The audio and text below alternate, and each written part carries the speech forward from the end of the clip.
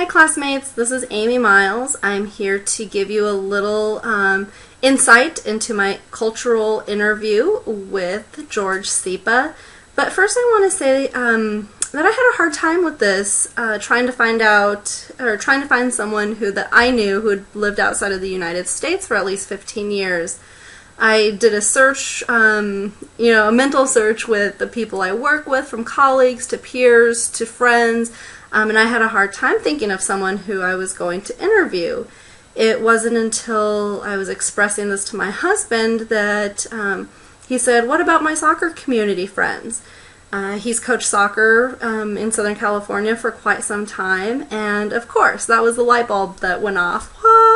Plenty of coaches that he used to coach with are not primarily from the United States. They come from Europe or Canada, and we got to talking about a few of them, and after we did that, I decided I had the perfect candidate to interview in Mr. Sipa.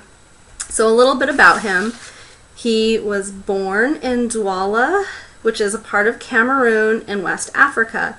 When he was 3 years old, his family decided to move to Paris, France, where he grew up from when he was 3 years old until he was 23. Went to school, had hobbies, played soccer.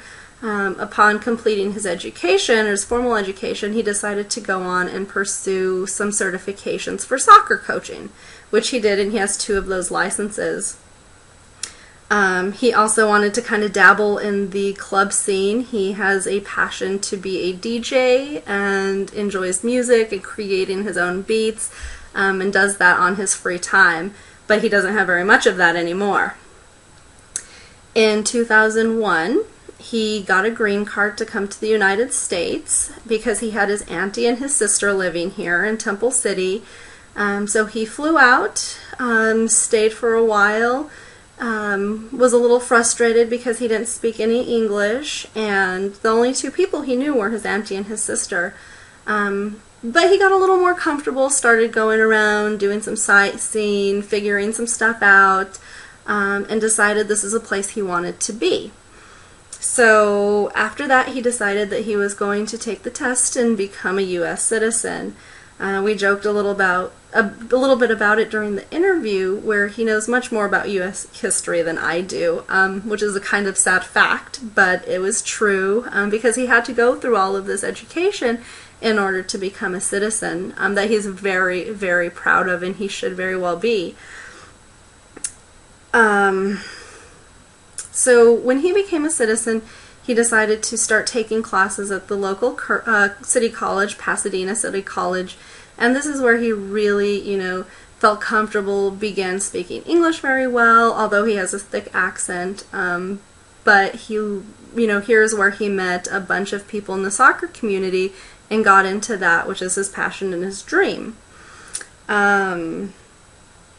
He, works very long hours. He's still a soccer coach. He's a director of coaching in the Claremont area. Has a very good job. Part of his aspirations about moving to the United States were to have a family, raise a family, and have his own home, which he has. He has a lovely wife. He has 2 daughters, 1 on the way. And he, they were able to buy a house. He works very, very long hours, but it's amazing how dedicated he is to his family, even if that. Like I said, soccer is his passion. He says it's his way of life. He teaches with honor, integrity, respect, which, I think the soccer parents have really found a place for him in their hearts, because they've helped and guide him along with his journey, in the United States, and they've also seen how well their kids have done under his instruction. He says, when we talked a little bit about his work, he says, "I love it. My office is outdoors. It's on the field.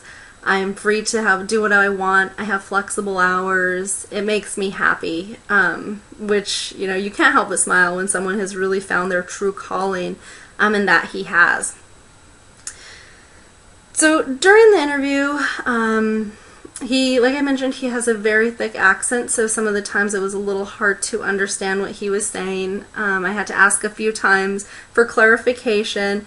Used a lot of paraphrasing because I didn't want to feel like I was coaching him in his answers, but I really wanted to get the deep-rooted response. But sometimes I felt, I needed to kind of help him with the words he wanted to choose, and really realized in those moments that we are fortunate to have, so much diversity with one another, and the patience that we need to have. It was really kind of a lesson learned for myself that it's frustrating if someone doesn't understand you or if he asks you too many questions. So I wanted to be really cognizant about how I was asking him to rephrase the answer or to help him out.